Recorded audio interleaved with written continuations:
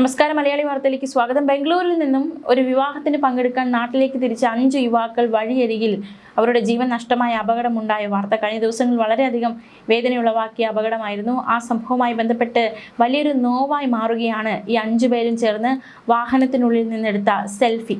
പുറപ്പെടുന്നതിന് മുമ്പ് 5 പേരും ചേർന്ന് സെൽഫി എടുത്ത് അഴീക്കോട്ടെ ഷാനിന്റെ സുഹൃത്തുക്കൾക്കും ബന്ധുക്കൾക്കും അയച്ചു കൊടുത്തിരുന്നു. വിവാഹം അടിച്ചു പൊളിക്കുന്നതിനായി ഞങ്ങൾ പുറപ്പെട്ടു കഴിഞ്ഞു എന്നായിരുന്നു ആ ചിത്രം അയച്ചുകൊണ്ട് ഇവർ പറഞ്ഞത്. അവസാന ചിത്രമായി മാറി നോവായി മാറിയിരിക്കുകയാണ്. ആ ചിത്രം കാണുന്നവർക്കൊക്കെ അതൊരു വലിയ വിങ്ങലായി മാറുകയാണ്. യാത്ര തിരിക്കുന്നതിന് മുമ്പാണ് കാറിനുള്ളിൽ വെച്ച് സെൽഫി എടുത്തത്. ഉത്തർപ്രദേശ് സ്വദേശി പരം ഛേത്രിയുടേതാണ് ഉത്തർപ്രദേശ് രജിസ്ട്രേഷനിലുള്ള കാറ്.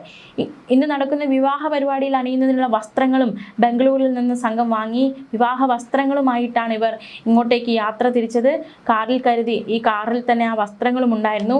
ഇടയ്ക്ക് അവർ വീട്ടിലേക്ക് വിളിക്കുകയും ചെയ്തിരുന്നു. ഷാനിന്റെ വീട്ടിലേക്ക് എത്താൻ 20 മിനിറ്റ് ബാക്കിയുള്ളപ്പോഴാണ് അപകടമുണ്ടായത്. ഇവരെ സ്വീകരിക്കാൻ കാത്തിരുന്ന ബന്ധുക്കളെ തേടിയെത്തിയത് ഇവരുടെ മരണ വാർത്ത വളരെ വേദനാജനകമായ സന്ദർഭമാണ്.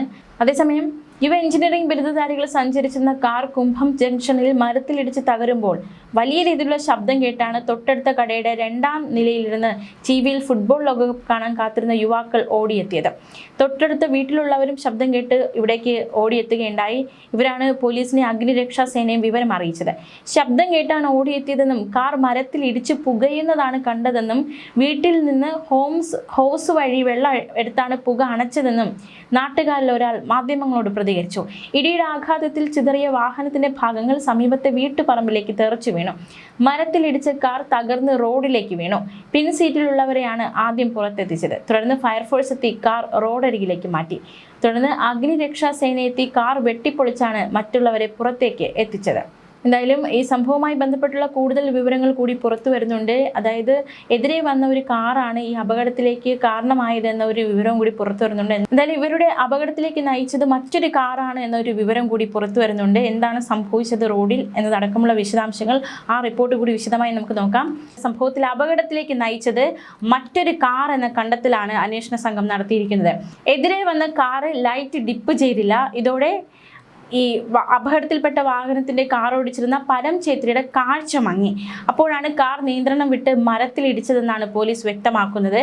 അപകടമുണ്ടാക്കിയ കാർ കടന്നു കളഞ്ഞു. ആ കാറിനായുള്ള തിരച്ചിൽ നടക്കുകയാണ്. എതിരെ നിന്ന് ഓവർടേക്ക് ചെയ്ത് കയറിയ കാറിന്റെ ലൈറ്റ് ഒന്ന് ഡിപ്പ് ചെയ്തിരുന്നുവെങ്കിൽ റോഡിൽ ഇവരുടെ ജീവൻ പൊലിയില്ലായിരുന്നു എന്ന വേദന മാത്രം ബാക്കിയാവുകയാണ്.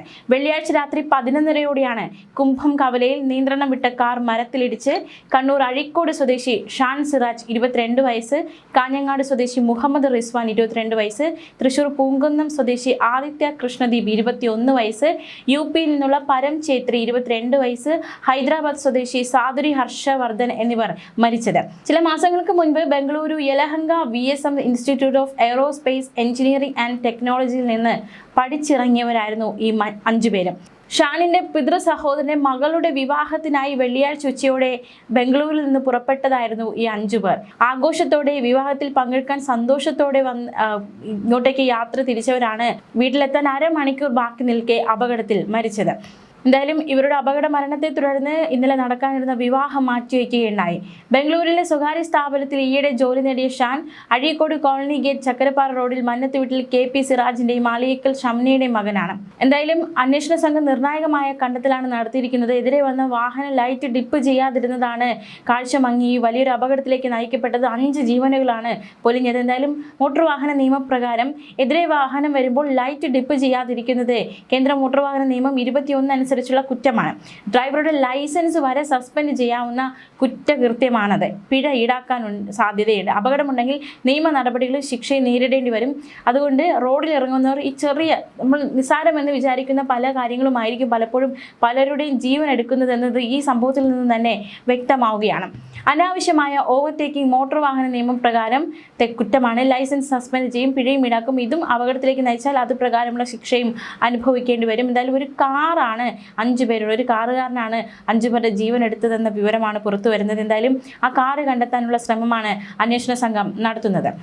കൂട്ടുകാരോടൊപ്പം വീട്ടിലെത്തും, ഭക്ഷണം തയ്യാറാക്കി വെക്കണമെന്ന് ഉപ്പയോട് വിളിച്ചു പറഞ്ഞാണ് മുഹമ്മദ് റിസ്വാൻ അവസാനമായി ഫോൺ വെച്ചത്. രാത്രി 11-നാണ് പിതാവ് ബി ബഷീറിനെ വിളിച്ച് റിസ്വാൻ കൂട്ടുകാരോടൊപ്പം നാട്ടിലേക്ക് വരുന്നുവെന്ന വിവരം അറിയിച്ചത്. കോൾ കട്ട് ചെയ്ത് 20 മിനിറ്റിനുള്ളിൽ അപകടം. കാറിലാണ് വരുന്നതെന്ന് അറിഞ്ഞ് വളരെ ശ്രദ്ധിച്ച് വാഹനം ഓടിക്കണമെന്ന നിർദ്ദേശം സ്വാഭാവികമായിട്ടും വീട്ടുകാർ നൽകും. അത്തരത്തിലൊരു നിർദ്ദേശം അത് ഈ കുട്ടികൾക്ക് നൽകിയിരുന്നു. പക്ഷേ വിധി അവർക്കായി കാത്തുവെച്ചത് മറ്റൊന്നായിരുന്നു. കണ്ണൂരിൽ ഇന്ന് നടക്കുന്ന ഷാൻ സിറാജിന്റെ ബന്ധുവിന്റെ വിവാഹ ചടങ്ങിൽ പങ്കെടുക്കുവാനായിരുന്നു കൂട്ടുകാരോടൊപ്പം റിസ്വാനും പുറപ്പെട്ടത്. എന്തായാലും ആ വിവാഹ പന്തലിലേക്ക് അല്ലെങ്കിൽ വിവാഹ വീട്ടിലേക്കും വളരെ ഇടുത്തി പോലെയാണ് ഈ വാർത്ത വന്നു വീണത്. ഷാൻ സിറാജിനെ വീട്ടിലാക്കി കാഞ്ഞങ്ങാട് അരയിലെ വീട്ടിലേക്ക് കൂട്ടുകാരോടൊപ്പം വരുമെന്നായിരുന്നു റിസ്വാൻ പിതാവിനോട് പറഞ്ഞത്. മകനെയും കൂട്ടുകാരെയും സ്വീകരിക്കാൻ വീട്ടിൽ ഏർപ്പാടുകളും ബഷീർ ചെയ്തിരുന്നു. പക്ഷേ മറ്റൊന്നായിരുന്നു സംഭവിച്ചത്. ഇവിടെ നിന്ന് ഞായറാഴ്ച കണ്ണൂരിലേക്ക് വിവാഹത്തിലേക്ക് പോവുക, വിവാഹത്തിന് പങ്കെടുക്കാൻ പോവുക എന്ന പ്ലാനായിരുന്നു ഇവർക്കുണ്ടായിരുന്നത്. എന്നാൽ എല്ലാവരെയും കണ്ണീരിലാഴ്ത്തി മകൻ്റെ മരണ വാർത്ത, മകൻ്റെ മാത്രമല്ല കൂടെയുള്ളവരെ മരണ വാർത്തയാണ് ബഷീറിനെയും തേടിയെത്തിയത്. വളരെ വേദനാജനകമായ സംഭവം. അപകടം നടന്ന ശേഷം അവസാനമായി തിരിച്ചറിഞ്ഞത് റിസ്വാനെയായിരുന്നു. 3:30-ക്കാണ് പോലീസ് ബഷീറിനെ വിളിച്ച് മകൻ അപകടത്തിൽ പരിക്കേറ്റെന്നും കണ്ണൂർ ജില്ലാ ആശുപത്രിയിലേക്ക് വരണമെന്നും പറഞ്ഞത്. വിവരമറിഞ്ഞ ഉടൻ തന്നെ ബഷീർ കണ്ണൂരിലേക്ക് തിരിച്ചു. പിന്നാലെ നാട്ടുകാരനായ ജലീലും ഉണ്ടായിരുന്നു. കണ്ണൂരിലെത്തിയ ശേഷമാണ് മകന്റെ മരണ വാർത്ത ബഷീർ അറിഞ്ഞത്. 2 ആഴ്ച മുൻപാണ് വീട്ടിൽ നിന്ന് റിസ്വാൻ ബംഗളൂരിലെത്തിയത്. 2 പരീക്ഷകൾ ഉണ്ടായിരുന്നു. ഇതിനുവേണ്ടിയാണ് ബംഗളൂരു യലഹങ്കയിലെ VSM institute of aerospace engineering and ടെക്നോളജിയിലേക്ക് പോയത്. എന്തായാലും വളരെ വേദനാജനകം. 5 വീടുകളാണ് ദുഃഖത്തിലാണ്ടിരിക്കുന്നത്. 5 വീടുകളിലെ കുട്ടികൾക്കാണ് ജീവൻ നഷ്ടമായിരിക്കുന്നത്. എന്തായാലും ഇത്തരത്തിലെ റോഡ് നിയമം പാലിക്കാതിരുന്ന എതിരെ വന്ന കാറുകാരനെ കണ്ടെത്തി തക്കതായി ശിക്ഷ കൊടുക്കേണ്ടിയിരിക്കുന്നു. 5 ജീവനുകൾ പൊലിയാൻ കാരണക്കാരനായത് ആ വ്യക്തിയാണെന്ന കാര്യത്തിൽ സംശയമില്ല. നിസ്സാരമെന്ന് വിചാരിക്കുന്ന ട്രാഫിക് നിയമങ്ങളാണ് വലിയ രീതിയിൽ അപകടത്തിലേക്ക് നയിക്കുന്നതെന്നത് നമുക്ക് ഇതിൽ നിന്ന് മനസ്സിലാക്കാൻ സാധിക്കുന്നുണ്ട്. എന്തായാലും ഇന്നലെ വൈകിട്ട് നിക്കാഹും അതിനോടനുബന്ധിച്ചുള്ള കൈകൊട്ടിപ്പാട്ടുകളും ആഹ്ലാദവും ഒക്കെ നടക്കേണ്ടിയിരുന്ന വീട്ടുമുറ്റത്തേക്കാണ് ഈ ഉറ്റവരുടെ മരണ വാർത്ത എത്തിയത്. ചേതനയെത്തിയ ശരീരം ആ വീടുകളിലേക്ക് എത്തിച്ചപ്പോൾ ദുഃഖം തളം കെട്ടി നിൽക്കുന്ന സാഹചര്യമാണ് ഉണ്ടായത്. നിക്കാഹും കല്യാണ ചടങ്ങുകളും ഇരിക്കവെയാണ് ഇത്തരത്തിൽ വലിയൊരു അപകടമുണ്ടായത്.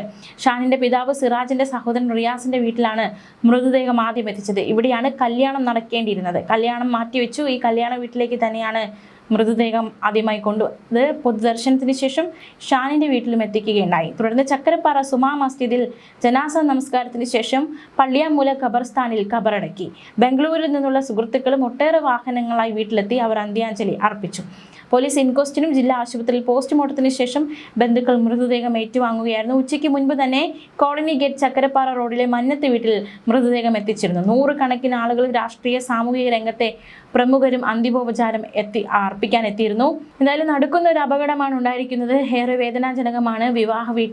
വിവാഹത്തിൽ പങ്കെടുക്കാൻ സന്തോഷത്തോടെ തിരിച്ച 5 യുവാക്കൾക്കാണ് ജീവൻ നഷ്ടമായത്. ന്യൂസ് ഡെസ്ക് മലയാളി വാർത്ത.